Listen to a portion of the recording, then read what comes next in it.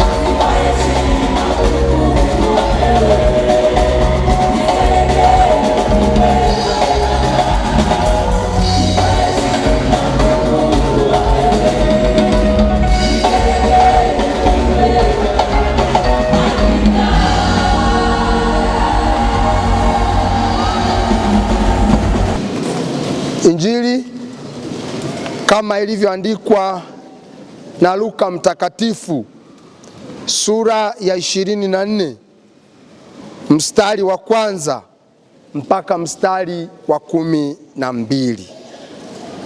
Nami nasoma kwa msaada wa Bwana. Hata siku ya kwanza ya juma ilipoanza kupambazuka, walikwenda kaburini wakiyaleta manukato walioweka tayari. Wakalikuta lile jiwe limevingilishwa mbali na kaburi. Wakaingia wasiuone mwili wa Bwana Yesu. Ikawa walipokuwa wakifadhaika kwa ajili ya neno hilo, tazama, watu wawili walisimama karibu nao, wamevaa nguo za kumetameta. Nao walipoingiwa na hofu na kuinama kifudifudi hata nchi, hao waliwaambia, kwa nini mnafadhaika? Mnamtafuta aliye hai katika wafu? Hayupo hapa, amefufuka. Kumbukeni alivyosema nanyi alipokuwa aliko Galilaya, akisema, imempasa mwana wa Adamu kutiwa mikononi mwa wenye dhambi na kusulubiwa na kufufuka siku ya tatu. Wakayakumbuka maneno yake, wakaondoka kaburini, wakarudi kuwataarifu wale 11 na wengine wote habari za mambo haya yote. Nao ni Mariamu Magdalena na Yohana na Mariamu mamaye Yakobo na wale wanawake wengine waliokuwa pamoja nao. Nao waliwaambia mitume habari ya mambo hayo. Maneno yao yakaonekana kuwa kama upuuzi kwao, wale hawakusadiki. Lakini Petro aliondoka akaenda mbio hata kaburini, akainama akachungulia ndani, akaviona vile vitambaa vya sanda tu. Akaenda zake akayastaajabia yaliyotukia. Neno la Bwana. Tuombe. Mungu wetu, Baba wa amani, Baba wa upendo, tunakushukuru sana kwamba umetupa tena ibada hii takatifu ya Pasaka ya mwaka huu kwa ajili ya maadhimisho na kukumbuka kufufuka kwa Bwana wetu Yesu Kristo kwa ajili ya ukombozi wetu. Tunakusihi tunapotafakari maneno haya yakapate nafasi katika maisha yetu. Tubarikiwe nawe, tuishi nawe, na mwisho tuwe washindi tukiurithi uzima wa milele. Tunaomba hayo kwa njia ya Yesu Kristo Bwana wetu. Amen. Tafadhali tukae.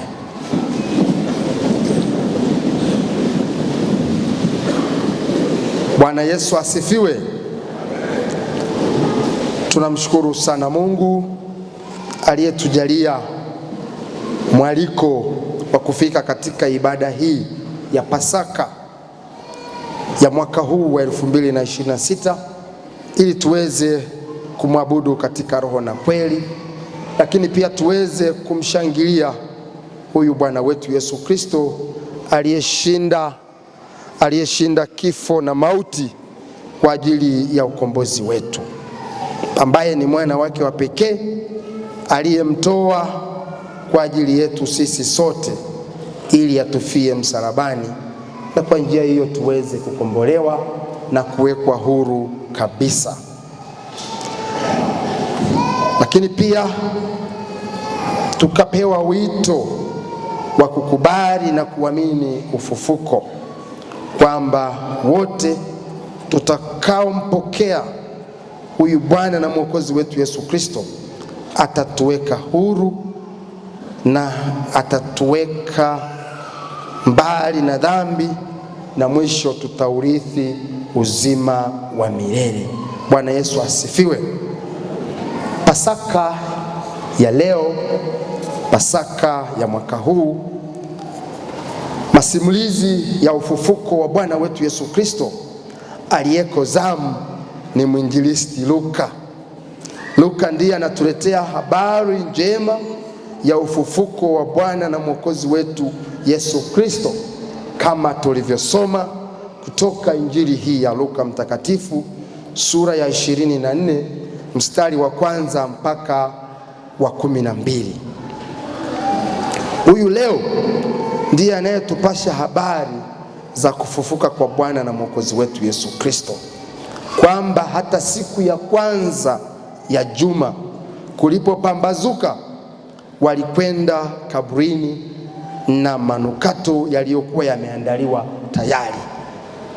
Akisema walikwenda, maana yake tunajua ni akina mama, kina Mariamu Magdalena waliokwenda kupaka mwili mafuta. Lakini Luka anatuambia walipofika wanastaajabu, wanashangaa, wanakuwa na taharuki, kwa sababu jiwe limevingilishwa, halipo tena pale kaburini. Kwa nini? Hawaelewi. Wanapokuwa na mshangao, ndipo wanatokea watu wawili, wanawauliza, kwa nini mnamtafuta Yesu aliye hai katika wafu? Tena wanawasihi wakumbuke maneno aliyowaambia Yesu walipokuwa Galilaya, kwamba atakamatwa, atatiwa mikononi mwa wenye dhambi, siku ya tatu atafufuka. Neno la Mungu linatushuhudia kwamba wakayakumbuka maneno hayo na wakaenda kuambia wengine habari za ufufuko wa Yesu Kristo. Wapendwa katika Bwana, katika kulipitia somo hili yanatokea makundi mawili baada ya Yesu kufufuka. Kundi la kwanza ni lile la wanaosadiki, wanaoamini kwamba kweli hakika Yesu Kristo amefufuka. Lakini lipo kundi lingine, kundi la pili, la wasioamini na wasiosadiki kwamba Yesu Kristo amefufuka. Ushahidi au uthibitisho wa makundi haya mawili ni kutokana na somo lenyewe tulilolisoma hivi punde. Kundi la kwanza la wanaoamini, wanaosadiki, ni wale ambao waliambiwa na wale watu wawili kwamba kumbukeni alivyowaambia Bwana wetu Yesu Kristo kwamba atatiwa nguvuni, atakufa, atazikwa, atafufuka siku ya ngapi? Siku ya tatu. Nao wanakumbuka kwamba alituambia habari hizi, na kwa sababu hiyo kweli amefufuka. Tuenende sasa tukawaambie watu wengine. Ushahidi unatuambia walikwenda kuambia wanafunzi wake pamoja na wengine kwamba Yesu Kristo amefufuka. Hilo ni kundi la kwanza lililopokea habari za ufufuko, wakasadiki, wakaamini na wakatangaza, wakatoa ujumbe kuhusu ufufuko wa Bwana wetu Yesu Kristo. Lakini kundi la pili, walipoambiwa, tunaona wanasema hayo ni maneno ya upuuzi. Hayo ni maneno ya upuuzi, kwa hiyo sio kweli, sio kwamba amefufuka. Wanakataa, hawako tayari kupokea habari hii njema ya ushindi wa Bwana wetu Yesu Kristo na kufufuka.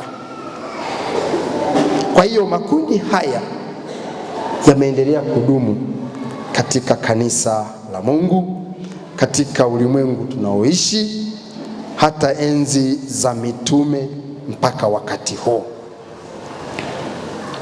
Kundi hili la kwanza linapokea kwa wepesi, kwa imani na kutangaza habari njema. Bwana Yesu asifiwe. Kama ambavyo mimi na wewe tulipokea ujumbe huu, tunapokea ujumbe huu na tunaendelea kumtangaza na kumhubiri Kristo mfufuka kwetu na kwa wengine. Na kwa kweli hapo hatuhitaji kuwa na maneno mengi sana, maana ni habari ya kupokea, kuamini na kutangaza ukuu wa Kristo. Bwana Yesu asifiwe. Kundi la pili, wahubiri wa tangu kale na manabii wa tangu kale na hata wa sasa bado wanaendelea kuhubiri, kutangaza ili kulishawishi na kuwafanya pia nao waungane na kundi la kwanza, na kwa njia hiyo tuwe na kundi moja linalomkiri Yesu Kristo kama Bwana na Mwokozi wa maisha yetu. Bwana Yesu asifiwe. Kama Kristo mfufuka ndiye anayeweza kuwaweka huru na kuwakomboa katika maisha ya wayoyote. Katika waraka wa kwanza kwa Wakorinto tuliosoma sura ya 15 mstari wa kwanza na wa 11, tunamwona Mtume Paulo akishughulika sana na kundi la pili ambalo linaona kwamba Yesu Kristo hakufufuka, kwamba habari hii ni ya upuuzi, na kwa njia hiyo anajitahidi kuwafundisha na kuwaelekeza habari ya ufufuko wa Yesu Kristo. Yeye Mtume Paulo katika waraka kwa Wakorinto, kama tulivyoona, ana maeneo mbalimbali anayotaka kuyatumia kuambia watu wote kwamba Yesu Kristo hakika amefufuka. Kwa hiyo Paulo anakuwa shuhuda, lakini pia mnufaika wa ufufuko huo.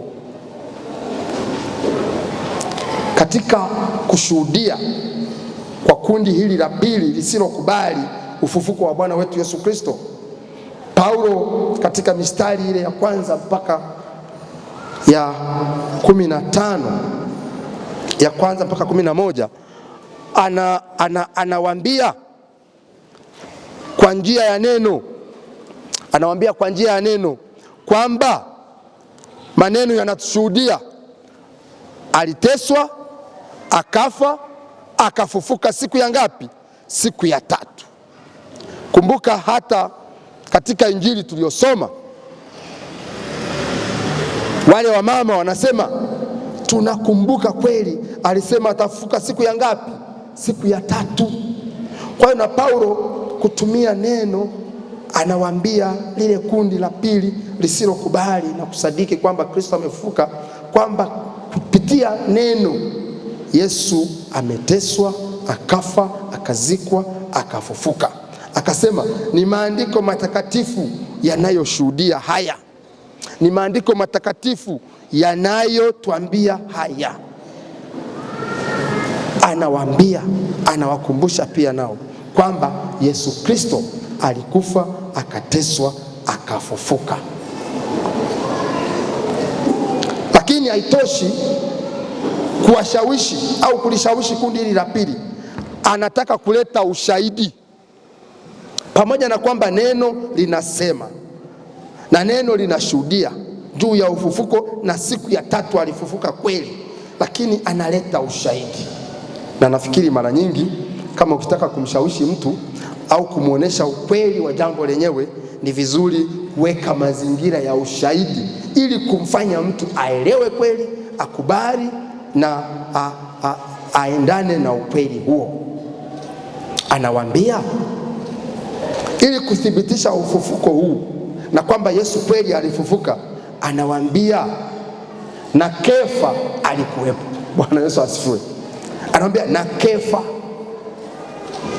Nikawa nakumbuka kama ukitaka kumwambia mtu au Mtanzania kwamba ni kweli nchi yetu ilipata uhuru mwaka gani? Mwaka 61. Hivi utamtaja nani kumthibitishia huyo mtu kweli kwamba hakika tulipata uhuru mwaka 61 na fulani alikuwepo? Utamtaja nani? Naam, Rais Nyerere. Utamtaja Rais Nyerere, na Nyerere alikuwepo. Sasa Paulo kutaka kuwathibitishia hili kundi la pili kwamba waamini kabisa kwamba Yesu Kristo alifufuka, anasema na Kefa alikuwepo. Mnamfahamu Kefa? Petro, kwamba na Petro alikuwepo. Kumbuka hata kule kwenye Injili inaonekana alipiga mbio kwenda kaburini kuhakikisha kabisa kama kweli Yesu yumo au hapana. Akafika, tumeambiwa, akakuta kuna sanda tu, kuna vitambaa tu, Yesu hayumo. Akastaajabu kwa yaliyotokea. Bwana Yesu asifiwe. Kwa hiyo Paulo anapambana na hili kundi la wabishi, wasioamini, wasiosadiki. Anawaambia na Kefa. Sisi wazazi zamani wakitaka kujua kama umesali au hapana, walikuwa wanauliza wametangaza nini? Barangayoki.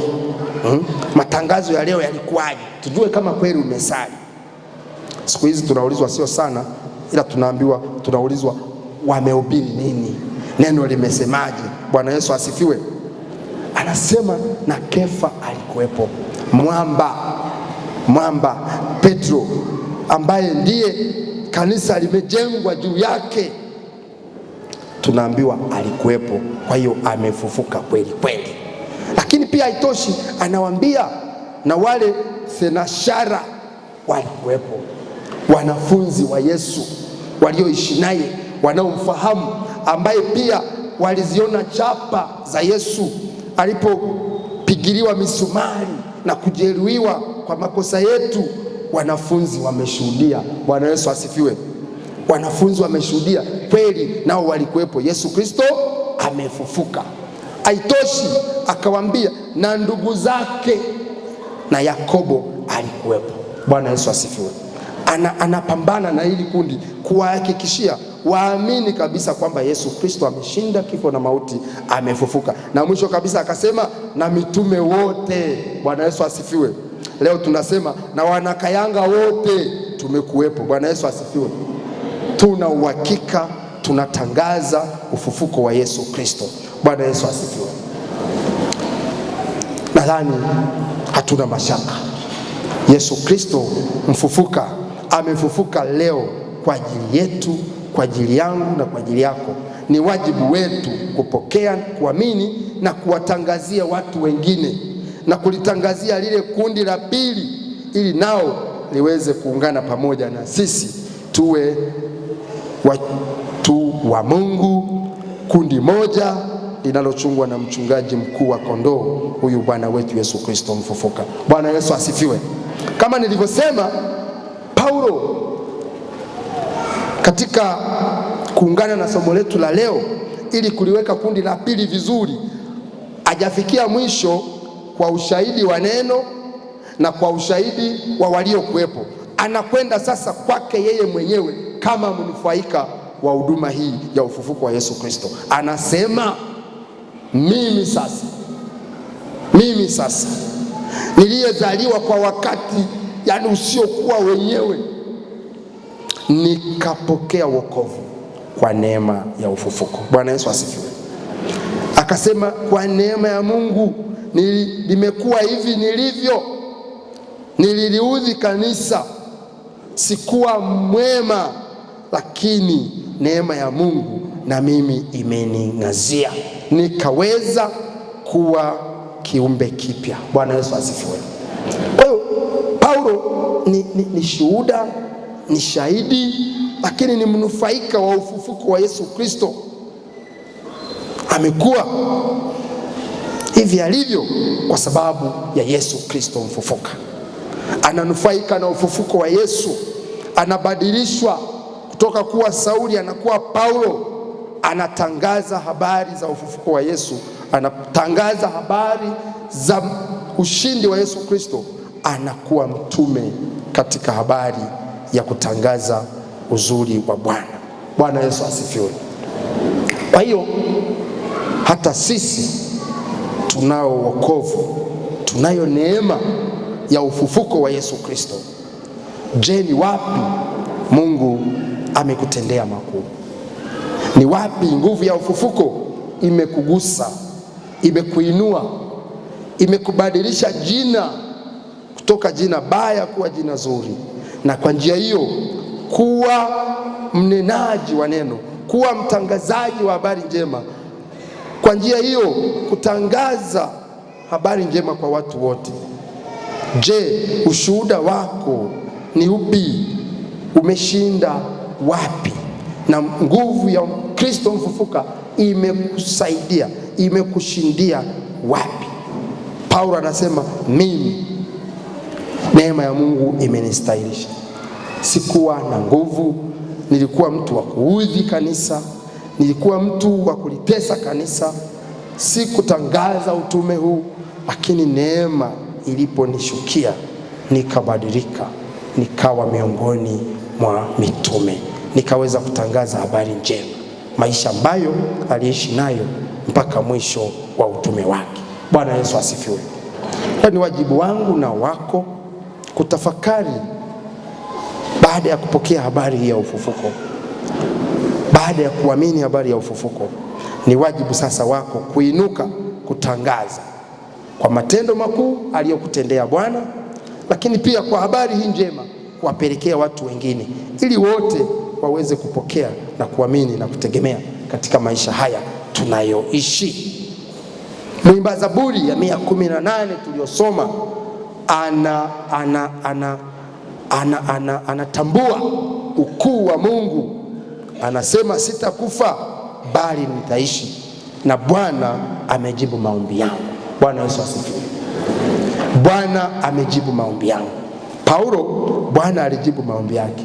Hata wale akina mama walipofika pale wakashangaa, wakastaajabu, wakaona jiwe limeviringirishwa, hawakuelewa. Lakini wakatokea watu wawili wakawaambia, msistaajabu, ondokeni kwenye taharuki hii. Bwana amefufuka, hayupo tena katika wafu, ameshinda kifo na mauti. Bwana Yesu asifiwe. Wewe Bwana anaweza kujibu ombi lako. Bwana asifiwe. Anaweza kujibu ombi lako kama alivyowajibu akina mama, kama alivyomjibu Paulo, kama alivyowajibu wanafunzi mitume ndugu zake na akina Kefa. Na mimi anaweza kujibu swali langu, anaweza kujibu jambo langu, na wewe anaweza kujibu jambo lako. Amekuja kwa ajili ya kutoa majibu. Jiwe walilolikataa waashi limekuwa jiwe kuu la pembeni. Bwana Yesu asifiwe. Wapendwa katika Bwana, tumpokee huyu Yesu Kristo mfufuka katika maisha yetu, ili kwa njia hiyo tuamini, tutegemee na tuone baraka zake pale anapohusika na maisha yetu ya kila siku, pale anapohusika na changamoto zetu za kila siku, na pale anapodumu na baraka zetu, anapodumu na fursa zetu, ili kwa njia hiyo tuweze kutangaza habari njema, tuweze kupeleka mafuta mazuri, kuwapaka wasiokuwa na mafuta, kuwalisha wasiokuwa na chakula, kuwasemea wasiokuwa na sauti, ili waweze kuishi ndani ya kundi linalobarikiwa na Kristo mfufuka, na kwa njia hiyo wote kuwa kundi moja lenye kushangilia ufufuko huu na kuishi maisha mazuri ya utauwa na utakatifu kama ambavyo Bwana mwenyewe amependezwa na sisi. Bwana awabariki sana, tuwe na Pasaka njema, na mwishoni tuishi maisha ya kuurithi uzima wa milele. Hili ndilo neno la Bwana. Tushukuru. Mungu wetu na Baba yetu, tunakushukuru sana kwamba umetupa nguvu ya ufufuko, ukatuleta hemani mwako ili kudumu katika kundi la waaminio. Tunakusihi tuimarishe tunapodumu katika kundi hili, tukuamini, tukutegemee, tukutumikie pasipo kuchoka, na tuwavute wengine kwako, ili wote tuwe kundi moja na mchungaji huyu mmoja uliyemtuma kwetu kutufia msalabani na kutukomboa kwa nguvu ya ufufuko. Tunaomba hayo kwa njia ya Yesu Kristo Bwana wetu. Amen.